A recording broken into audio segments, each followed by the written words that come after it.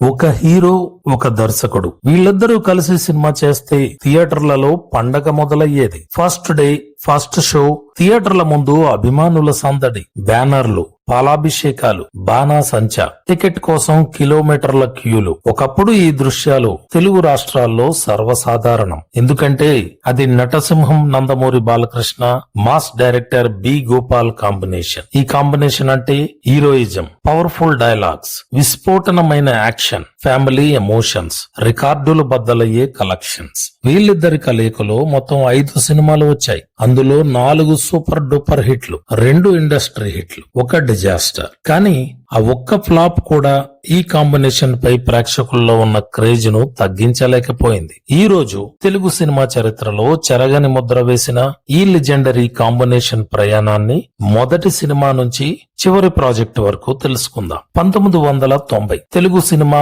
మార్పుల దశలో ఉంది. ఒకవైపు చిరంజీవి వరుస విజయాలతో దూసుకుపోతున్నారు. మరోవైపు బాలకృష్ణ కూడా తనకంటూ ప్రత్యేకమైన మాస్ ఇమేజ్ తో చెలరేగిపోతున్నారు. అదే సమయంలో దర్శకుడు బి గోపాల్ కమర్షియల్ సినిమాలకు కొత్త నిర్వచనం ఇస్తున్నారు. అప్పుడు ఈ ఇద్దరు మొదటిసారి చేతులు కలిపారు. ఆ సినిమా లారీ డ్రైవర్. ఈ సినిమా విడుదలయ్యాక ప్రేక్షకులు ఒక్క మాట చెప్పారు, ఈ కాంబినేషన్ మళ్లీ రావాలి. అక్కడి నుంచే తెలుగు సినిమా చరిత్రలో ఒక సక్సెస్ స్టోరీ మొదలైంది. 1990లో విడుదలైన లారీ డ్రైవర్ బాలయ్య కెరీర్ లో మరో బ్లాక్ బస్టర్ గా నిలిచింది. ఈ చిత్రంలో విజయశాంతి హీరోయిన్. సంగీతాన్ని చక్రవర్తి అందించారు. పాటలు, యాక్షన్, ఎమోషన్ అన్ని ప్రేక్షకులను ఆకట్టుకున్నాయి. అయితే ఈ సినిమా విజయంలో అసలు బలం సాధారణ లారీ డ్రైవర్ల జీవితాలను కమర్షియల్ స్టైల్లో చెప్పడం. కథ విషయానికి వస్తే బాలమురళి వృత్తిరీత్యా లారీ డ్రైవర్, కానీ అన్యాయం జరిగినప్పుడు మౌనంగా ఉండే వ్యక్తి కాదు. పేద డ్రైవర్లను దోచుకునే అధికారులు,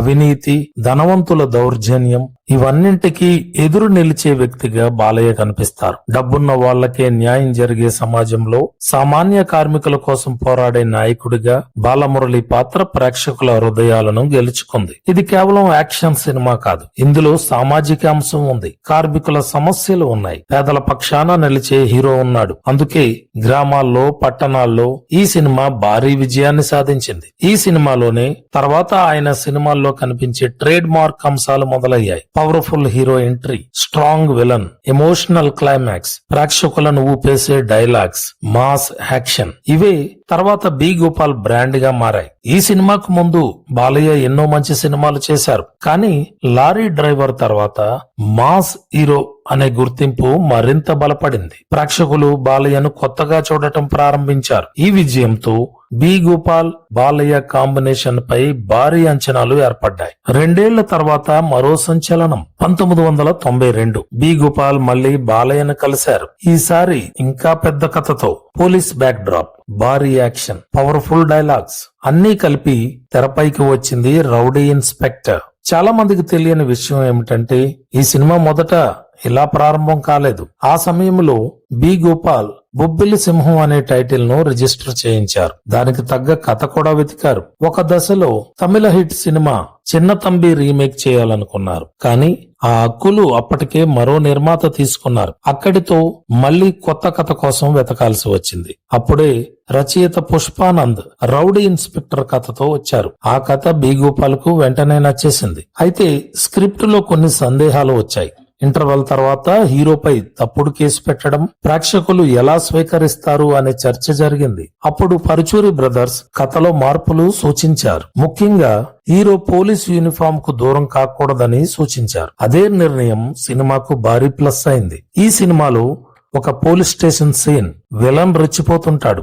మొదట హీరో మౌనంగా ఉండేలా రాశారు. కానీ పరుచూరి బ్రదర్స్ బాలయ్య అభిమానులు ఇది ఒప్పుకోరు అని చెప్పారు. అక్కడే తెలుగు సినిమా చరిత్రలో నిలిచిపోయే డైలాగులు పుట్టాయి. యూనిఫామ్ తీసేస్తే నీకన్నా పెద్ద రౌడీని రా, అలాగే ఏ సెంటర్ లో కొట్టుకుందాం అనే డైలాగులు థియేటర్లలో ఈలలు, చప్పట్లు, అరుపులతో మార్మోగిపోయాయి. సినిమా విడుదలైంది. మొదటి షో నుంచే బ్లాక్ బస్టర్ టాక్. తెలుగులోనే కాదు తమిళంలో డబ్ అయినా అక్కడ కూడా మంచి విజయం సాధించింది. ఆ రోజుల్లోనే ఈ సినిమా 10 కోట్లకు పైగా షేర్ సాధించడం ఒక పెద్ద సంచలనంగా మారింది. 2 సినిమాలు, 2 బ్లాక్ బస్టర్లు. బాలకృష్ణ బి గోపాల్ కాంబినేషన్ టాలీవుడ్ లో తిరుగులేని బ్రాండ్ గా మారిపోయింది. కానీ ఇంకా అసలు కథ మొదలు కాలేదు.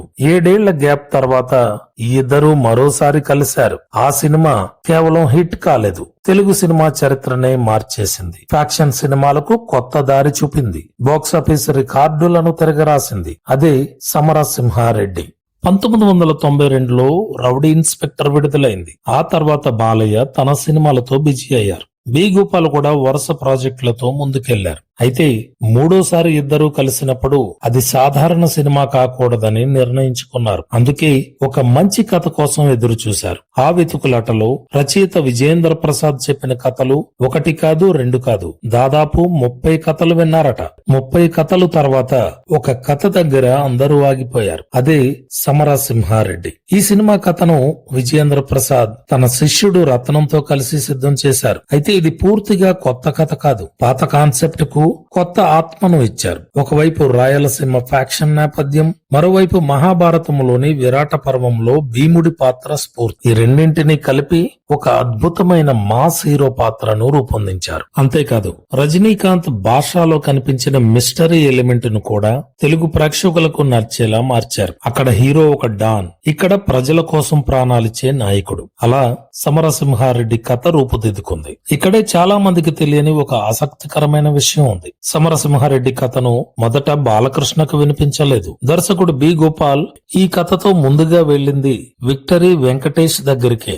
ఎందుకంటే అప్పటికే వెంకటేష్ తో రక్త తిలకం, బొబ్బిల్లి రాజా, చిన్నరాయుడు లాంటి సినిమాలు చేశారు. వెంకటేష్ కూడా కథ విన్నారు. కథ ఆయనకు బాగా నచ్చింది. కానీ ఒక మాట చెప్పారు, ఈ కథ చాలా బాగుంది, కానీ ఇది నా ఇమేజ్ కంటే ఒక మాస్ హీరోకి ఇంకా బాగా సరిపోతుంది. అంతేకాదు ఈ కథకు బాలకృష్ణ అయితేనే పూర్తి న్యాయం చేయగలరని సూచించినట్లు సమాచారం. అదే ఈ కాంబినేషన్ కు మరో చారిత్రాత్మక అవకాశంగా మారింది. ఈ సినిమాకు మొదట అనుకున్న పేరు సమరసింహం. షూటింగ్ కు సంబంధించిన పనులు కూడా ఆ పేరుతోనే సాగాయి. కానీ తర్వాత పరుచూరి గోపాలకృష్ణ సూచనతో దర్శకుడు బి గోపాల్ పేరును మార్చేశారు. అలా సమరసింహారెడ్డి అనే టైటిల్ పుట్టింది. ఈ ఒక్క పేరు సినిమా విడుదలకు ముందే మాస్ ఆడియన్స్ లో అంచనాలను ఆకాశానికెత్తేసింది. 1999 జనవరి 13 సంక్రాంతి పండుగ. థియేటర్ల ముందు అభిమానుల జాతర, బాలయ్య కటౌట్లకు పాలాభిషేకాలు, టికెట్ కోసం భారీ క్యూలు.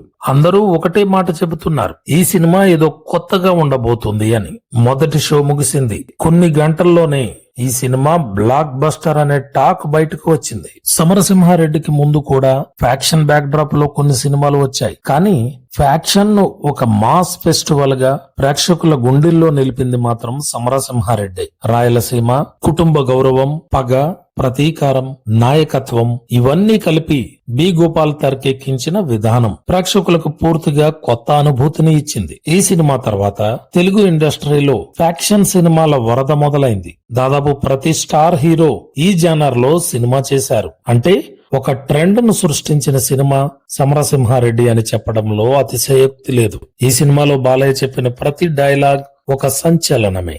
నేను గట్టిగా తొడ చరిచానంటే ఆ సౌండ్ కే గుండె ఆగిపోతుంది అనే డైలాగ్ ప్రతి థియేటర్ లో ఈలలు వేయించింది. అలాగే నీ ఊరు వచ్చా, నీ ఇంటికి వచ్చా, నీ నట్టింటికి వచ్చా అనే సన్నివేశం మాస్ అభిమానులను ఉర్రూతలూగించింది. మరోవైపు జయప్రకాష్ రెడ్డి చెప్పిన సమరసింహారెడ్డి ఢిల్లీ వీధుల్లో కాదు సీమ సందుల్లో రా అనే డైలాగ్ విలన్ పాత్రను కూడా చిరస్థాయిగా నిలిపింది. సుమారు 6 కోట్ల బడ్జెట్ తో తెరకెక్కిన ఈ సినిమా విడుదలైన తర్వాత అప్పటి తెలుగు సినిమా చరిత్రలోనే అత్యంత భారీ వసూళ్లు సాధించింది. పూర్తి రన్ లో సుమారు 17 నుంచి 20 కోట్ల షేర్ వరకు సాధించి తెలుగులో తొలి 20 కోట్ల షేర్ మార్కును అందుకున్న చిత్రంగా నిలిచింది. అంతేకాదు 3 థియేటర్లలో 227 రోజులు, 29 కేంద్రాల్లో 175 రోజులు, 122 కేంద్రాల్లో 50 రోజులు, 73 కేంద్రాల్లో 100 రోజులు, ఇలా అరుదైన రికార్డులను నమోదు చేసింది. ఒక సినిమా హిట్ కావచ్చు, బ్లాక్ బస్టర్ కావచ్చు,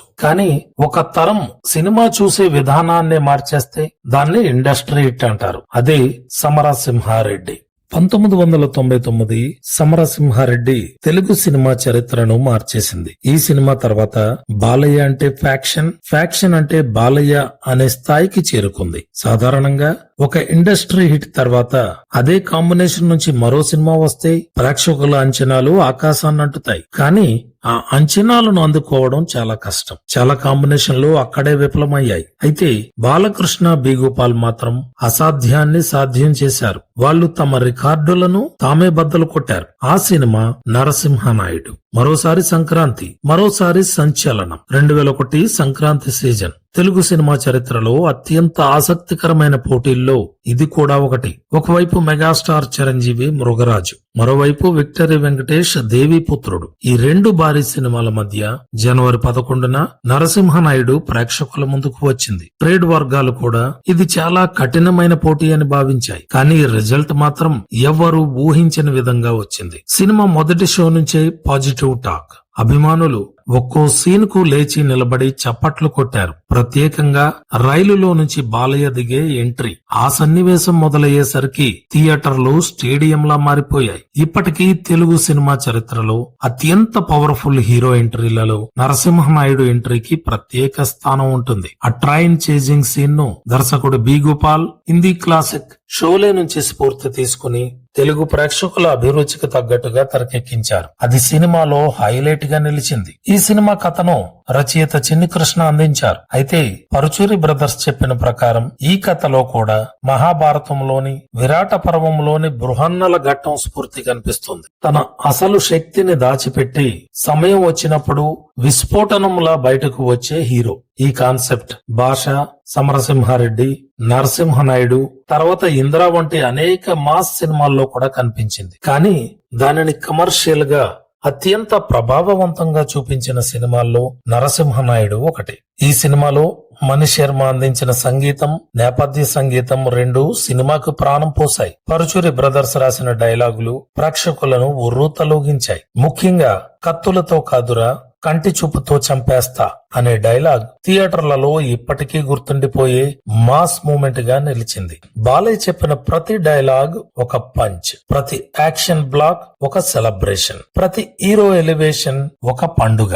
ఇదే బి గోపాల్ మార్క్. సమరసింహారెడ్డి తర్వాత ఇంత పెద్ద విజయం సాధించడం అసాధ్యమని చాలా మంది భావించారు. కానీ నరసింహనాయుడు ఆ అంచనాలను మించి ప్రదర్శన ఇచ్చింది. ప్రపంచవ్యాప్తంగా అప్పటి వరకు ఏ తెలుగు సినిమా సాధించని స్థాయిలో షేర్ వసూలు చేసింది. దాదాపు 30 కోట్ల గ్రాస్, 20 కోట్లకు పైగా షేర్ తో ఇండస్ట్రీ హిట్ గా నిలిచింది. అంతేకాదు తెలుగులో 105 కేంద్రాల్లో 100 రోజులు పూర్తి చేసిన తొలి చిత్రంగా చరిత్ర సృష్టించింది. 19 కేంద్రాల్లో 175 రోజులు ప్రదర్శితమైంది. 20 కేంద్రాల్లో సిల్వర్ జూబ్లీ జరుపుకుంది. ఇది కేవలం ఒక సినిమా విజయం కాదు, ఒక స్టార్ పవర్ కు, ఒక దర్శకుడి విజన్ కు ప్రేక్షకులు ఇచ్చిన ఘనమైన గౌరవం. Lorry driver, rowdy inspector, Samarasimha Reddy, Narasimha Naidu ఇలాంటి ట్రాక్ రికార్డ్ ఏ హీరో డైరెక్టర్ కాంబినేషన్ కైనా చాలా అరుదు. ప్రేక్షకుల్లో కూడా ఒక నమ్మకం ఏర్పడింది. బాలయ్య, బి గోపాల్ సినిమా అంటే హిట్ గ్యారంటీ. నిర్మాతలు ఈ కాంబినేషన్ కోసం ఎదురు చూశారు. డిస్ట్రిబ్యూటర్లు అడ్వాన్సులు ఇవ్వడానికి సిద్ధపడ్డారు. థియేటర్ యజమానులు రిలీజ్ కోసం క్యూ కట్టారు. అంతటి క్రేజ్ ను ఈ ఇద్దరూ కలిసి సృష్టించారు. కానీ ప్రతి విజయ గాథలో ఒక అనూహ్యమైన మలుపు ఉంటుంది. 4 వరుస విజయాల తర్వాత బాలయ్య, బి గోపాల్ కాంబినేషన్ పై అంచనాలు ఎన్నడూ లేనంతగా పెరిగిపోయాయి. ఆ అంచనాల మధ్య 2003లో మరో భారీ సినిమా వచ్చింది. అందరూ ఇది కూడా ఇండస్ట్రీ హిట్ అవుతుందని భావించారు. కానీ సినిమా చరిత్రలో అత్యంత షాకింగ్ ఫలితాల్లో ఒకటి నమోదైంది. ఆ సినిమానే పలనాటి బ్రహ్మనాయుడు. 2003 బాలయ్య కెరీర్ పీక్ లో ఉన్న సమయం. సమరసింహారెడ్డి, నరసింహనాయుడు రెండు ఇండస్ట్రీ హిట్ల తర్వాత వచ్చే సినిమా అంటే ఎలాంటి హైప్ ఉంటుందో ప్రత్యేకంగా చెప్పాల్సిన అవసరం లేదు. అదే సమయంలో బి గోపాల్ కూడా వరుస విజయాలతో టాలీవుడ్ లో అత్యంత విజయవంతమైన కమర్షియల్ దర్శకుల్లో ఒకరు. ఇలాంటి సమయంలో వెంకటరమణ ప్రొడక్షన్స్ బ్యానర్ పై పలనాటి బ్రహ్మనాయుడు తెరకెక్కింది. బాలయ్య సరసన ఆర్తి అగర్వాల్, సోనాలి బెంద్రే నటించారు. సంగీతం మణిశర్మ. అంటే సక్సెస్ కు కావాల్సిన అన్ని అంశాలు ఈ సినిమాకు ఉన్నాయి. పేపర్ మీద చూస్తే కథలో మాస్ అంశాలు చాలానే ఉన్నాయి. కానీ తెరపైకి వచ్చిన తర్వాత అవి ప్రేక్షకులను అంతగా ఆకట్టుకోలేకపోయాయి. ప్రేక్షకులు మళ్ళీ మరో సమరసింహారెడ్డి, మరో నరసింహనాయుడు ఆశించారు. కానీ వారికి కనిపించింది అదే తరహా హీరో ఎలివేషన్స్, అదే తరహా ఫ్యాక్షన్ కథ, అదే కమర్షియల్ ఫార్ములా. అప్పటికే ప్రేక్షకుల అభిరుచి మారడం మొదలైంది. కొత్త కథలు, కొత్త స్క్రీన్ ప్లేలు, కొత్త తరహా సినిమాలు రావడం ప్రారంభమైంది. అలాంటి సమయంలో పాత ఫార్ములానే కొనసాగించడం ఈ సినిమాకు పెద్ద మైనస్ గా మారింది. ఫలితం బాక్సాఫీస్ వద్ద ఈ చిత్రం ఆశించిన విజయాన్ని అందుకోలేకపోయింది. ఇది బాలయ్య బి గోపాల్ కాంబినేషన్ లో వచ్చిన ఏకైక డిజాస్టర్ గా నిలిచిపోయింది. ఒక ఫ్లాప్ ఏ కాంబినేషన్ కైనా రావచ్చు, కానీ ఒక్క ఫ్లాప్ తో ఈ ఇద్దరు క్రేజ్ మాత్రం తగ్గలేదు. ఎందుకంటే అంతకుముందు వాళ్ళు ఇచ్చిన విజయాలు సాధారణ హిట్లు కావు. తెలుగు సినిమా చరిత్రలో చిరస్థాయిగా నిలిచిపోయిన సినిమాలు. అందుకే మరోసారి వీళ్ళిద్దరూ సినిమా చేస్తే బాగుంటుంది అనే కోరిక అభిమానుల్లో అలాగే ఉండిపోయింది. కొన్ని సంవత్సరాల తర్వాత అభిమానులకు మరో గుడ్ న్యూస్ వచ్చింది. బాలకృష్ణ బి గోపాల్ మరోసారి కలిసి సినిమా చేయబోతున్నారు. సినిమా పేరు హరహర మహాదేవ. నిర్మాత బెల్లంకొండ సురేష్.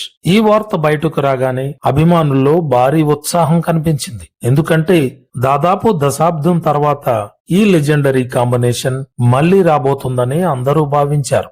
ఈ ప్రాజెక్ట్ కు కొబ్బరికాయ కూడా కొట్టారు, అధికారికంగా ప్రకటించారు. కానీ అనూహ్యంగా పరిస్థితులు మారిపోయాయి. ఆ సమయంలో బాలకృష్ణ నివాసంలో జరిగిన కాల్పుల వివాదం, నిర్మాత బెల్లంకొండ సురేష్ కు గాయాలు కావడం సినిమాపై ప్రభావం చూపిన సంఘటనలుగా మారాయి. ఆ వివాదం ముగిసిన తర్వాత మళ్లీ సినిమాను ప్రారంభించాలనే ప్రయత్నాలు జరిగాయి. కానీ ఓపెనింగ్ సందర్భంగా ఉపయోగించిన పోస్టర్ పై అభిమానుల నుంచి తీవ్ర అభ్యంతరాలు వ్యక్తమయ్యాయి. అది కూడా వివాదానికి దారితీసింది. ఒకటి తర్వాత ఒకటి అనుకోని పరిణామాలు చోటు చేసుకోవడంతో ఎంతో ఆసక్తిగా ఎదురు చూసిన హరహర మహాదేవ రెగ్యులర్ షూటింగ్ కే వెళ్లకుండా అక్కడే ఆగిపోయింది. అలా మరోసారి వెండి తెరపై బాలయ్య బి గోపాల్ మ్యాజిక్ చూసే అవకాశం ప్రేక్షకులకు దక్కలేదు. బాలకృష్ణ బి గోపాల్ కాంబినేషన్ ఒక అరుదైన రికార్డు. మొత్తం 5 సినిమాలు. అందులో lorry driver block buster, rowdy inspector సంచలన విజయం, సమరసింహారెడ్డి ఇండస్ట్రీ హిట్, నరసింహనాయుడు మరో ఇండస్ట్రీ హిట్, పలనాటి బ్రహ్మనాయుడు డిజాస్టర్. కానీ